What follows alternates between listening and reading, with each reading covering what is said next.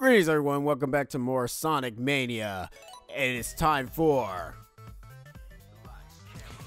That's right, it's time for Studiopolis, one of the unique stages that Sonic Mania has to offer, and one of the most very well designed levels, I might add, and very wonderfully visual levels in the entire game thus far, and it really showcases a lot. And oh my god, the music is just so freaking fantastic. I love it so.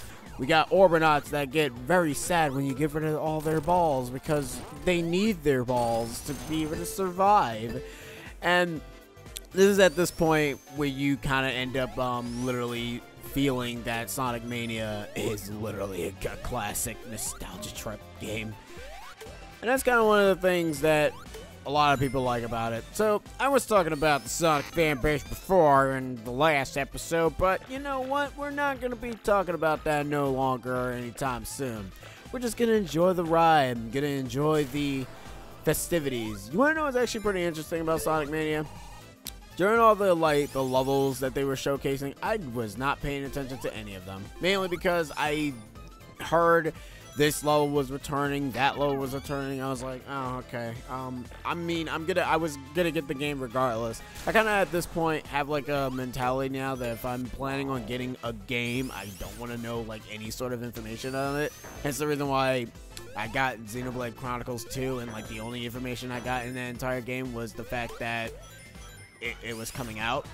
I think I only saw it for like a few seconds in the Nintendo Direct, and then after they were showcasing it in the treehouse, I was like, yeah, you know what? I'm just gonna wait until I get the game, just so I can be surprised at most of the stuff that I can find for myself. Because you know what? That's kind of what I did with Breath of the Wild, and yeah, it's like, why would I want to spoil myself?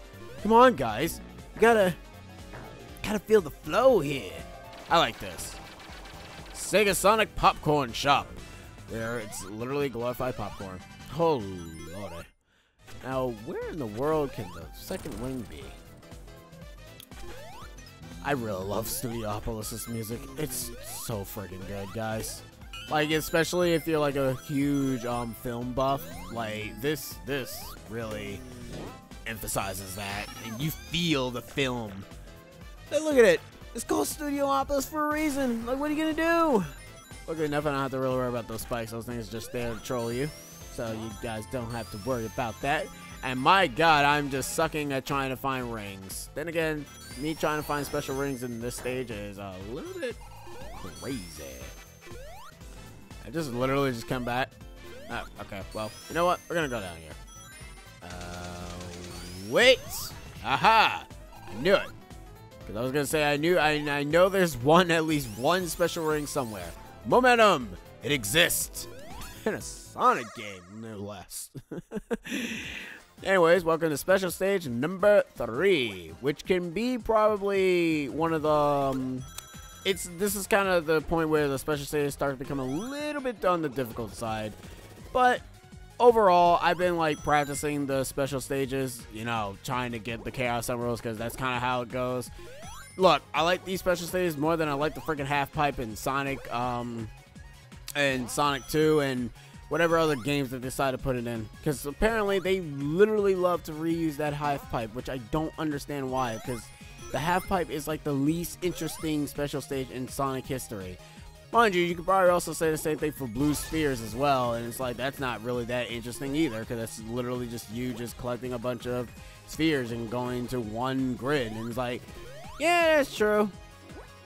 Like that's really true, and you know what? I can agree to that to a certain extent, but you know what? I like this. I kind of wish that all the special stages in every single Sonic game was unique. Like, they were unique in Sonic 1, 2, and 3, and then they just started to get reused in all other Sonic games, and it's like, why? Come here, you blue Chaos Emeralds. You're mine now. And that is the blue Chaos Emerald, obtained in only a matter of seconds. Now, you can stay in the special stage as much as you want until all your rings run out. But I'm going to say this now. When you get hit by spikes, in the game, in that special stage, you lose rings very quickly to a point that you really, at that point, you might as well just lose. Because there's like no way for you to recover from that. And it sucks too, because it's like, you know, you kind of, people want to get the special stage. And they can't. So what are you going to do? But overall, though, it's like, this game is just fantastic. And yeah, after this game, we are going to be playing Forces. But before we go ahead and talk more about Sonic Forces real quick, we're actually going to talk about one of the hard-boiled heavy bosses, which is, I actually don't know which hard-boiled heavy this is, but essentially what you're doing is you have to hit the blue rocket so that it can hit one of the egg robos, and that's really about it. That's pretty much this boss fight in a nutshell. It's basically a run. It's a run and hit kind of level. I don't know what they kind of call it in Sonic games. Like, they kind of did this a lot in Sonic Advance 2, which, you know, Sonic Advance 2 had its own issues when it was doing that repeatedly. And don't worry about the screen. I don't think there's a possibility of you getting crushed. At least to my knowledge, I don't really know. I mean, if you can get crushed, I mean, that would surprise the hell out of me. Also, Sonic Mania is, since it has like a save file and whatever, it's kind of similar with Sonic 3 and Knuckles in a way where where lives are pointless. Because if you get a game over, what will end up happening is that I think you'll just continue off from the last stage that you just died in. So, or what you could do, and you could reset the game, and you don't really have to worry so much about that, because I think resetting it doesn't take away your lives, and that's cool too. You guys can see a bunch of references in the background. Kind of gives you a little bit of a you want a Jet Set Radio. We got Egg TV, and seriously, Sega, you guys got to do more other stuff with your franchises. Like, the fact that you guys made a RPG is baffling to the mind. Like, come on, guys. You guys made freaking Skies of Arcadia. People want that. People want more games. They want more games. You can't keep sucking on this blue ball forever. At some point, you're gonna need to change it. And that was by far as vulgar I could ever get. Anyways, let's move on. And as we see wonderful Eggman TV and his wonderfulness of Mustachio. Now, I did went through the plot of what this game is actually about, but we won't know what the Phantom Ruby is actually really about until Sonic Forces, which we are going to play. Which we are going to play, mainly because, you know, this game is connected to Sonic Forces. Now, you can take that or leave it. In all honesty, I would have, with how the story of Sonic Mania is, I would have preferred that it wasn't connected to this and it was just its own thing. But they wanted to connect it to Sonic Forces, so it's kind of weird, and the way how Classic kind of shows up in that game is pretty half-assed, but we'll go into more detail of that when we actually get into the game.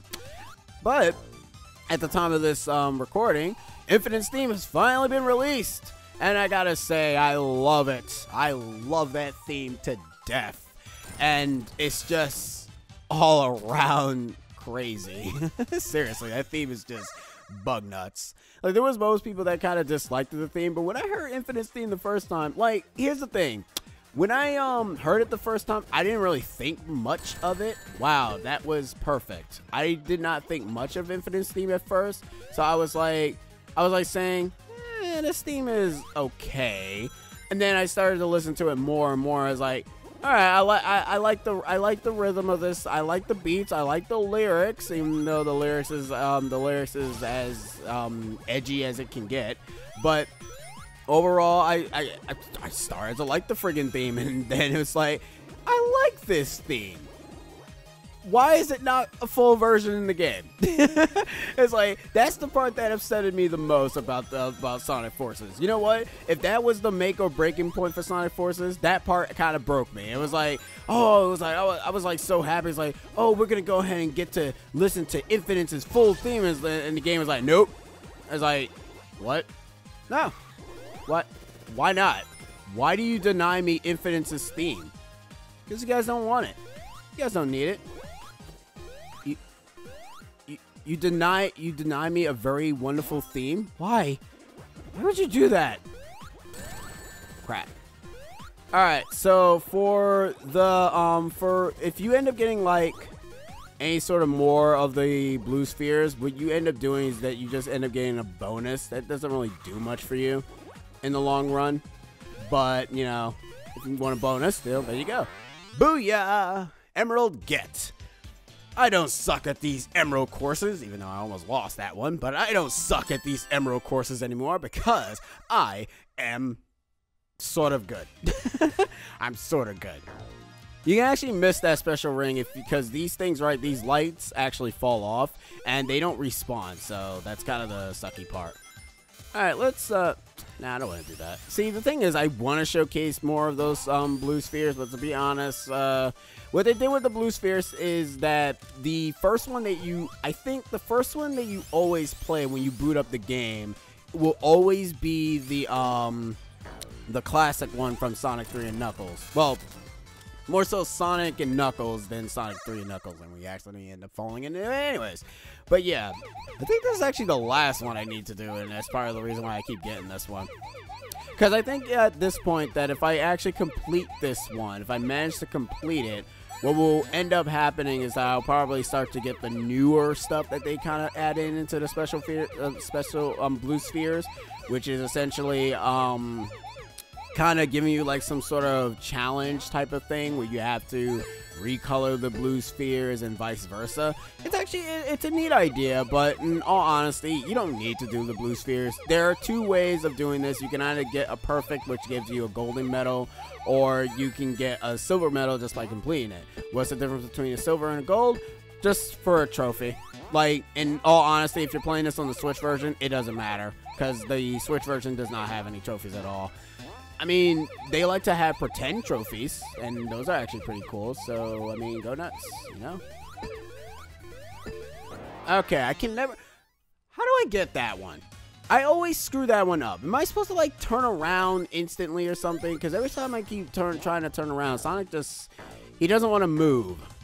I don't know, I keep thinking it's probably like a speed issue where you probably have to go a little bit faster and try to... I don't know. I don't like it, but whatever. So yeah, the special stages changes after a while once you manage to complete all of them. Now, when you do complete all the regular special stages, the Sonic Mania special stages themselves, they are actually pretty cool.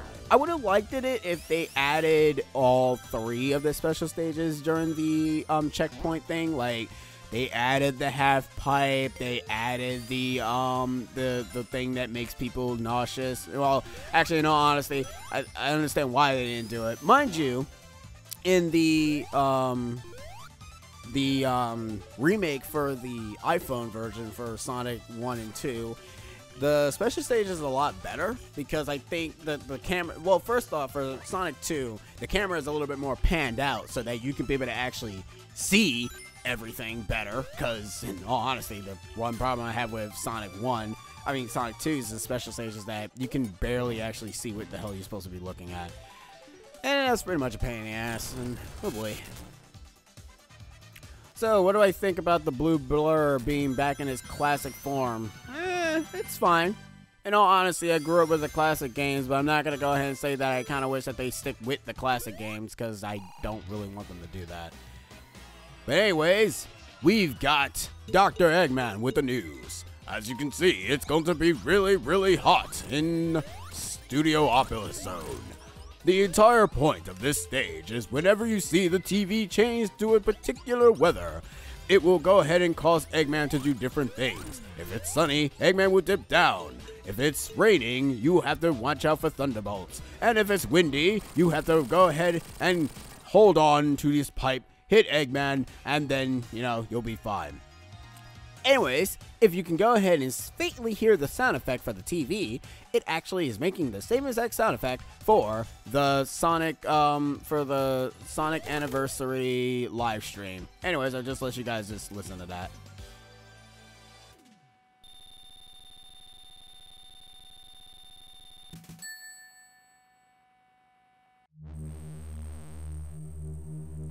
Fly. Flying battery returns. Flying battery returns, even though it's not really much of a spoiler because we already knew that already. And welcome to Flying Battery, ladies and gentlemen. The stage that we've already kind of saw because people kept constantly posting stuff and saying that, oh my god, Flying Battery is back! Not only that, they showcased Flying Battery during that event that they were doing for the live stream, so it kind of is not really much of a spoiler. Like, seriously, it's really not. It's like, we already knew this already.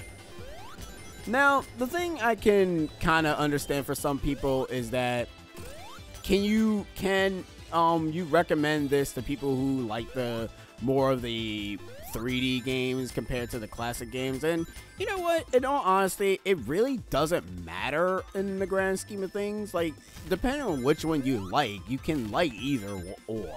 You can like, oh, okay, thank God. You can like classic, you can like modern. In all honesty, in the end, you're still playing a Sonic game. Just be happy that we have Sonic games. At this point, if we never have Sonic, we kind of just lose our effing loving minds. Cause seriously, Sonic is like, he has his issues, but god damn, we for some reason deal with his issues. It's kind of like a very weird saying of how to deal with difficulties in your life. It's like, you know, you may have difficulties here and there, but at some point you can get better. You can. Not always, but you can. Life will get better for you eventually. Which kind of isn't really saying a lot, that the only way that Sonic can actually be better. It's like Sonic's way of saying that you can only get better if you're still young. Oh lord, that is sort of true. Ooh. How meta. I don't know where that came from. Anyways. Now, the difference that what they did for this stage is that they allowed you to get magnetized, because, funny enough, it did not do this in the original, in Sonic 3 and Knuckles. Well, Sonic and Knuckles. I keep forgetting. I mostly always keep forgetting that this stage was in Sonic and Knuckles, not in Sonic 3 and Knuckles. But then again, everyone always associates Sonic 3 and Knuckles and never really call it Sonic and Knuckles. Nobody calls it Sonic and Knuckles. If you call it Sonic and Knuckles, you're wrong, and I know that you are incorrect, sir. And stop being wrong. Anyways, they changed this before in the original, which I actually don't think that that's probably true. I think those were always fast. It's just that you were never like on screen to see them. So I don't know. And yes, we're going to be doing 2 levels here, ladies and gents, because in all honesty, I do not want this part to go on longer than it needs to. Anyways, come on down here. Go in here. Jump up because there's a boost truck thing. No offense, I always thought that it was a truck whenever I saw that. I was like, that is a truck. Why is there a boost thing that's a truck? I don't get it. What does it mean? What does it mean for me, and what should I do? Alright, for this special stage right here, this is kind of one of the hardest special stages for some people. Alright, your goal is to essentially, first off, accumulate a lot of rings. That's the first thing you need to do. And then the next thing what you need to do is, you need to go over here. Hit this, hit that, miss that. Okay, well, looks like we're doing this the hard way. Oh well. I cannot get that anymore because that's actually pretty much gone. But we can get this at Mach 2, so it's not that bad. We have enough rings to actually accumulate more blue spheres, so let's actually get this done, shall we? But yeah, I end up having like a friggin' glitch that happened to me for this special stage, which was actually pretty friggin' funny, where I was playing as Tails, and for some friggin' reason the emerald came to me and was weird. It was like, oh okay, here you go, Tails, you need this. You need this more than I do. And that's it for that stage. You guys want to know what's so funny? The final special stage is actually pathetically easy. And I'm actually doing pretty good in terms of special stages, which is actually really good. Because, in all honesty, I'm not going to be utilizing Supersonic. And thank God that I won't have to utilize Supersonic because of the patch that they decided to put in. Even though they should have put that when the game came out. They put in a patch where essentially, oh, by the way, this diagram, pay close attention to it. Oh, Eggman, you dick. This boss fight is essentially Eggman taking scrapped badniks, and literally this boss fight is pathetically easy if you have the electric shield. That boss fight is essentially you getting slowly crushed, and if you don't kill it in time, you get crushed, and then that's it. Basically, think of Star Wars Episode 4. I mean, hell, it ends up happening anyways. Eggman, you might as well just finish me off at that point. Alright, so, yeah, they added a patch which allows you, because when the game first came out, when you did, yeah, to be honest, there's no spoiler here. Supersonic is in the game, guys. So, yeah, in the patch, they decided to put in a dedicated button, which, funny enough, that's also kind of like a hacking thing that the Sonic 3 Complete did, where it had a dedicated super button. And the fact that they did not put a super button kind of really was a bit of on the annoying side for most people, mainly because this is how most people's gameplay for Sonic Mania goes, is usually they get all the Chaos Emeralds, and what ends up happening is that people just 100% of the time just play as Supersonic, because it's easy to get rings in this game, so you're always going to have, the only way you'll probably never become Super is if you have a shield. That's the only way you'll never become Super. Other than that, you will always become Super, and it's annoying. And all it takes is just you jumping. I think it always just takes just you jumping. If it only just takes just you jumping once, it's pretty stupid. So they decided to put a dedicated button for you to use, so that when you just have to press that corresponding button to actually go Super, which I appreciate. Because there's one section for Knuckles, however, where if you didn't have that dedicated button, what ends up happening is that Knuckles kind of accidentally transforms and falls to his death. And that's pretty bad that the same button is, the glide button is the same button for the transformation button. Which, you know, what are you going to do? Luckily enough, what I like about Flying Battery in Sonic Mania, it doesn't have that segment that I hate so much. There's a segment in the original Flying Battery Zone where, or should I, yeah, in the original Flying Battery, where they had this part where you have to kind of do a precise spin dash, and I don't know what it is, because at some point you can kind of screw that up and then just get crushed, and it pisses me off, and I hate that section. That section always makes me cringe every time I do it. But they don't have that in this section. What they decided to do with Flying Battery Act 2, and I always feel that the Act 2 stages are always different compared to Act 1s. Like, Act 1s are usually always the same, while Act 2 seems to always be like a combination of many other stages. And they do this with a lot of returning stages where they kind of combined a bunch of stages so that, you know, and to be honest, I like that because it kind of means that they didn't have to bring back that stage. Because, I mean, look what they did for this. If you guys are familiar with Sonic 2, this area reminds you very similar to Sky Chase. Well, no, not Sky Chase. Wing Fortress. I am an idiot. I do not know my Sonic levels. So yeah, it reminds me very close to Sonic's Wing Fortress Zone in Sonic the Hedgehog 2, which is actually really cool. I like that. I really like that, and I applaud it so much. I'm praising this game too much. I'm giddy. I love the music in this game. It's too good. It's too good. This game is too good. It needs to be even better. Now, would I mind a Sonic Mania 2? Well, of course I would. In all honesty, I would not mind a Sonic Mania 2. What would they do for Sonic Mania 2? Well, for one, what I want them to do is to not have any returning stages, in all honesty, because the thing is that when you do the returning stages, they kind of overstayed their welcome, and more so, what's the more interesting thing is the unique stages. And there is another problem with this game, and it's kind of like it's a bit of a nitpick kind of problem, where in Sonic 3 Knuckles, you guys are more familiar with the whole stage transitioning, where, you know, Sonic goes to one area and then he goes to another area, and it transitions to that.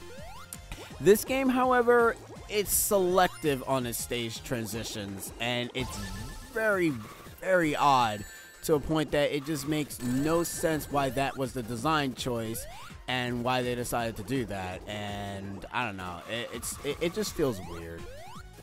And it's because it just I think we might actually see it in this stage after we finish it. So yeah, but first let's go ahead and get this emerald, shall we? Come on, give me that, man. Give me that, man.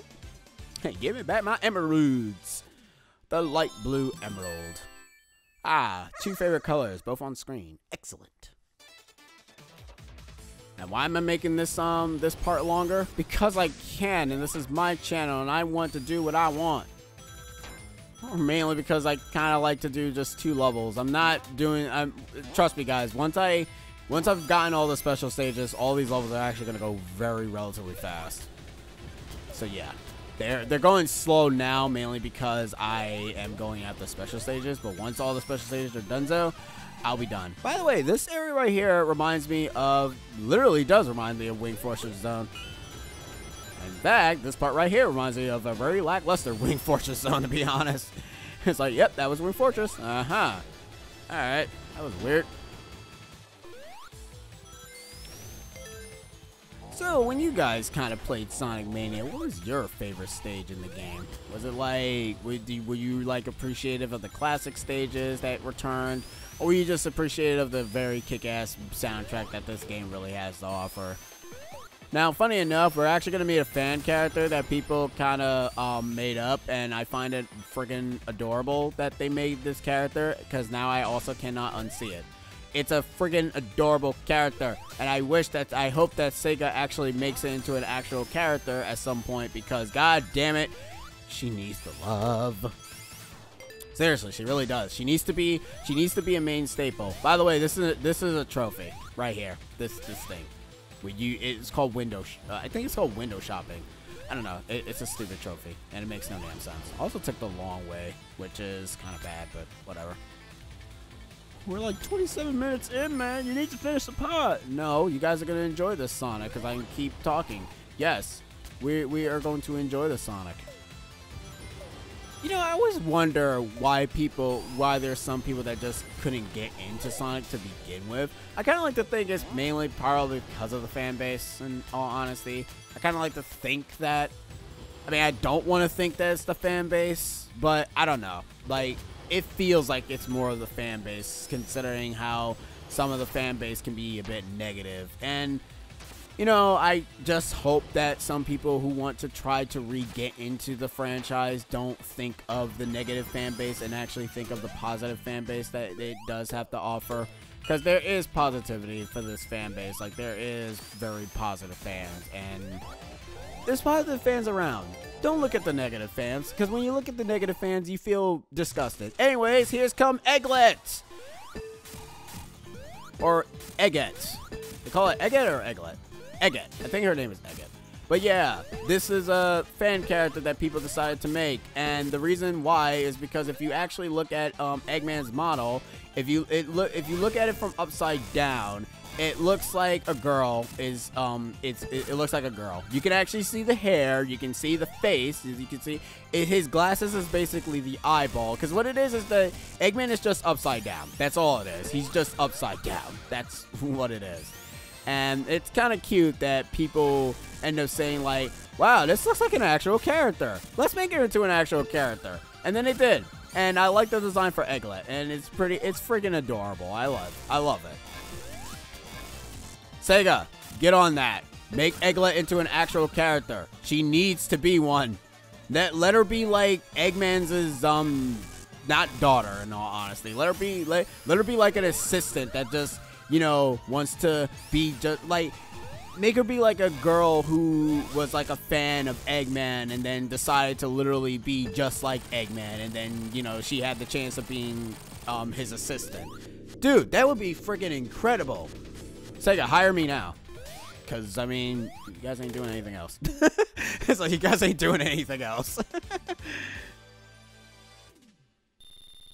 But no, in all honesty, though, do it now. Come on. See? It just fades out.